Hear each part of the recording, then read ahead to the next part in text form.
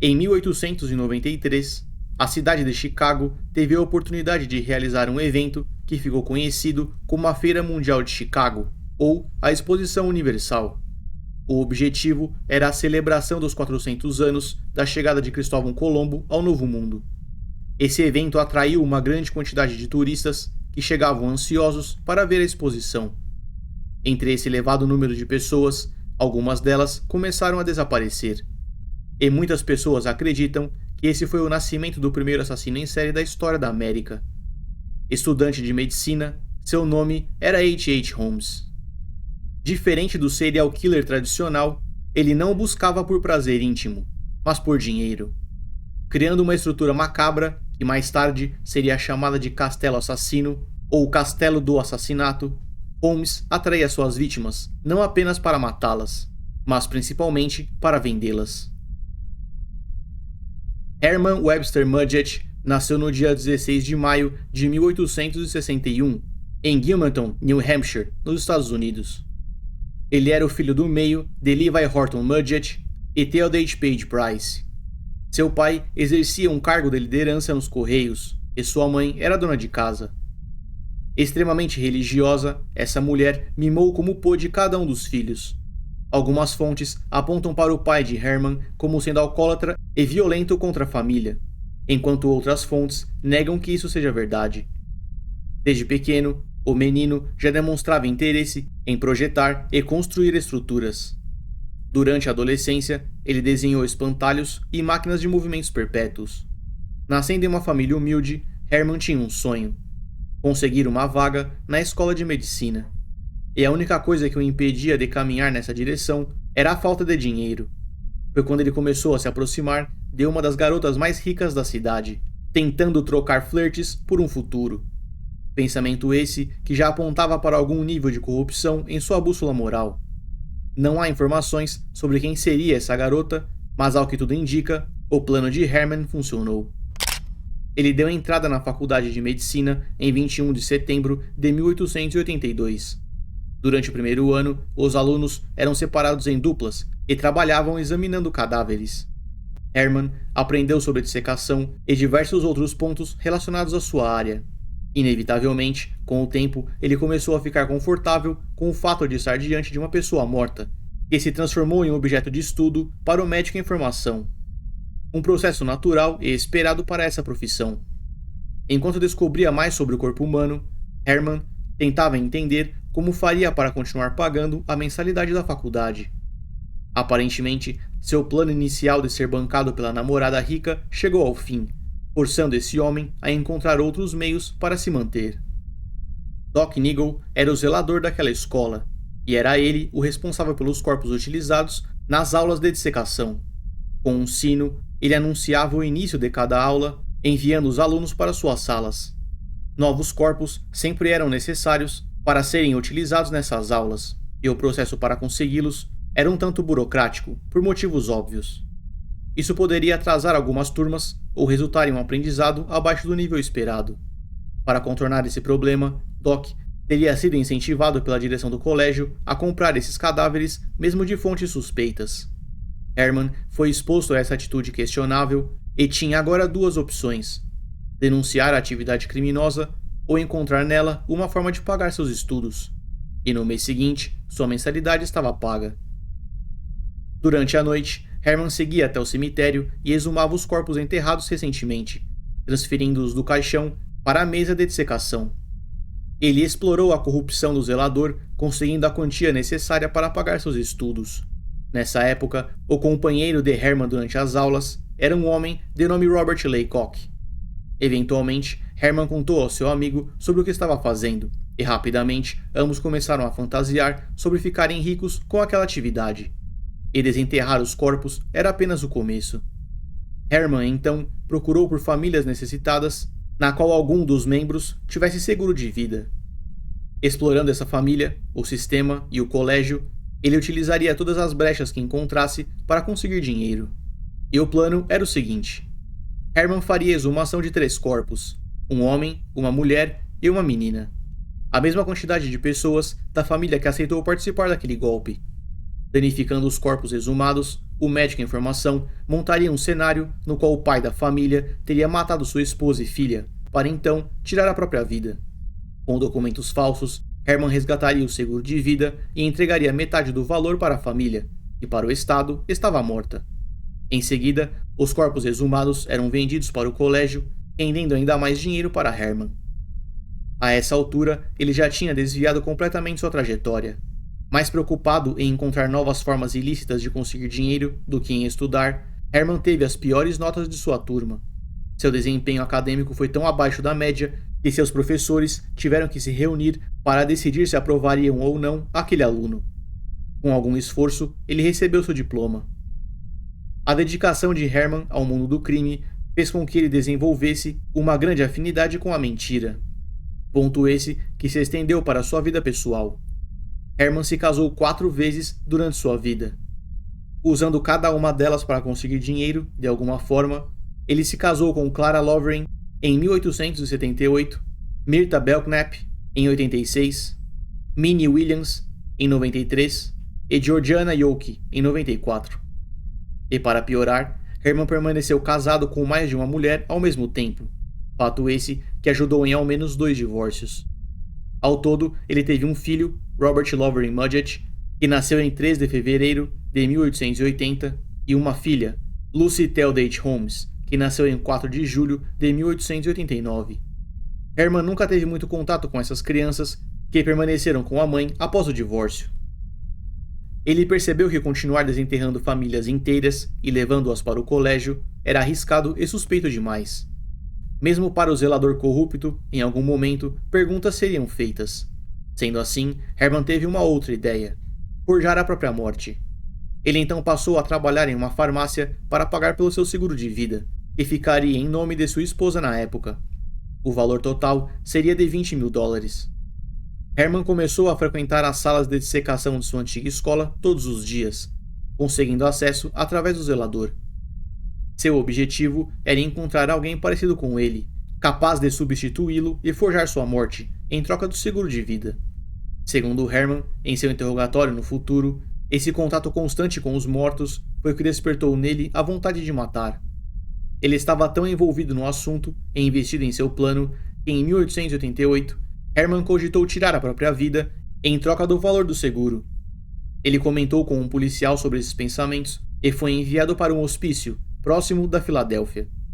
Ele permaneceu nesse local por 2 meses, onde usou o tempo livre que tinha para fazer o que sabia fazer de melhor: encontrar brechas no sistema e planejar seu próximo golpe. Herman então atraiu seu melhor amigo, Robert Laycock, para um hotel. Nesse local, Herman serviu ao seu amigo altas doses de láudano. Esse era um medicamento utilizado como sedativo e analgésico na época. À base de álcool e ópio, ele poderia causar diminuição do ritmo cardíaco e da respiração. Consumindo altas doses dessa substância, Robert Laycock faleceu. Como ele também era médico, o mais provável é que Herman tenha encontrado outra forma de administrar esse medicamento, sem que Robert soubesse o que estava ingerindo. Após deixar o corpo de Robert em uma banheira de gelo, ele transportou a vítima para uma área aberta para que fosse encontrado. Com documentos falsos, Herman tinha finalmente encontrado o corpo que lhe substituiria. Robert Laycock foi enterrado como Herman Webster Mudgett, e o criminoso recebeu a quantia de $20.000 sem repassar para sua esposa. Em 1886, ele se mudou para Chicago e no ano seguinte adquiriu um terreno no bairro Englewood. Precisando de um novo nome, ele passou a se apresentar como Dr. Henry Howard Holmes, ou como ficaria mais conhecido, H.H. Holmes. Ele trabalhou em uma farmácia do outro lado da rua enquanto construía uma barbearia em sua propriedade. Com o tempo, aquela construção chegou a 3 andares e era chamada por Holmes como sendo seu castelo. Com diferentes máquinas no segundo andar e também no porão, ele dividia seu tempo entre a barbearia e suas invenções, que em sua grande maioria eram cópias de outros projetos que já existiam. Holmes começou a procurar por pessoas dispostas a investir em suas máquinas, encontrando sua próxima vítima, Wade Warner. Esse homem escreveu alguns cheques para Holmes, interessado na criação de um grande forno para a fabricação de vidro. Adicionando alguns zeros em cada um dos cheques, Holmes conseguiu passá-los no banco mas criou outro problema. Wade descobriria cedo ou tarde que o valor do cheque teria sido alterado. Entendendo que precisava eliminar seu investidor, Holmes convidou Wade para visitar o forno em seu porão. Assim que chegou lá, esse homem foi empurrado e trancado dentro do forno. Ele morreu queimado e seus restos nunca foram encontrados. As ações criminosas de Holmes deram início por motivações financeiras, mas agora isso parecia apenas uma desculpa para realizar novos homicídios. Diferente dos outros, o corpo desse homem não foi vendido. Wade foi assassinado para que aqueles cheques não enviassem Holmes para a prisão. Utilizando a barbearia como fachada, o criminoso voltou sua atenção novamente para o cemitério. Agora vendendo os corpos e até os caixões, ele encontrou um novo cúmplice, o Dr. Russell. Assim como o outro, esse médico também foi assassinado por Holmes. Seu corpo foi vendido para uma escola de medicina e o criminoso abandonou mais uma vez o cemitério. Sua próxima vítima foi atraída para o seu castelo e atacada múltiplas vezes na cabeça com uma barra de ferro. Por conta dos fortes danos no crânio, ele não foi capaz de vender aquele corpo, e não serviria aos propósitos da aula. Holmes então teve outra de suas ideias. No andar superior, ele instalou um grande cofre. Modificações foram feitas para que ele pudesse levar um cano até o interior, despejando o gás em sua nova câmara de tortura. Dessa forma, ele era capaz de assassinar a vítima sem causar danos externos, podendo assim vender o corpo. A primeira pessoa a entrar naquele cofre foi um banqueiro. Durante o processo, ele foi obrigado a assinar diversos documentos que concediam uma certa quantia em dinheiro para Holmes. Ele manipulou sua vítima, prometendo que a soltaria, o que obviamente não aconteceu. Aquele homem foi assassinado e seu corpo vendido para uma escola de medicina. Estava montado o modus operandi de H.H. Holmes. Estabelecendo e alugando outras 5 lojas no primeiro andar, o serial killer construiu o que ficou conhecido como o Castelo Assassino. Criando uma espécie de labirinto, Holmes tratava o terceiro andar como se fosse um hotel. Em cada um dos quartos, assim como no cofre, ele adaptou encanamentos para poder assassinar suas vítimas com um gás. A substância escolhida por Holmes era o clorofórmio, que era comprado por ele de 9 a 10 vezes por semana. Esse design complexo era proposital para confundir suas vítimas e construir passagens secretas. Com o cofre isolado do resto do andar, Holmes era capaz de se movimentar pelos cômodos com sua vítima, sem ser visto. Para não usar as escadas, ele criou uma passagem secreta no chão de um banheiro privativo, de onde jogava o corpo de sua vítima para o andar de baixo. Descendo as escadas de mãos vazias e muitas vezes cruzando com outros hóspedes, Holmes seguia até outro banheiro privativo, onde o corpo havia sido jogado, e o transportava para um armário de fundo falso. De lá, a vítima era lançada para o primeiro andar, caindo sobre uma maca. Holmes se movia novamente, sem levantar suspeitas, lançando sua vítima uma última vez para o porão. Nesse local, ele preparava o corpo e drenava parte do sangue, de forma que ficasse menos suspeito. Uma caixa especial de madeira foi fabricada por ele mesmo, para que o transporte do corpo fosse feito sem deixar rastros. Alguns serial killers constroem celas ou modificam espaços para prender suas vítimas. No caso de Holmes, aquele prédio seria sua cela. Ele tinha desenvolvido uma forma quase que industrial para produzir novos corpos, enquanto era pago para assassinar pessoas. Em 1893, a Feira Mundial de Chicago atraiu uma grande quantidade de pessoas para aquela região. Essas pessoas precisavam de um lugar para ficar, e o hotel de Holmes parecia chamar a atenção. Com diferentes lojas no primeiro andar, aquela estrutura passava um ar de segurança e profissionalismo. E muitas daquelas pessoas não saíram de lá com vida. Expandindo seu negócio, além de vender os corpos para as escolas, Holmes passou a vender também esqueletos articulados para estudo, como esses em bibliotecas e salas de aula.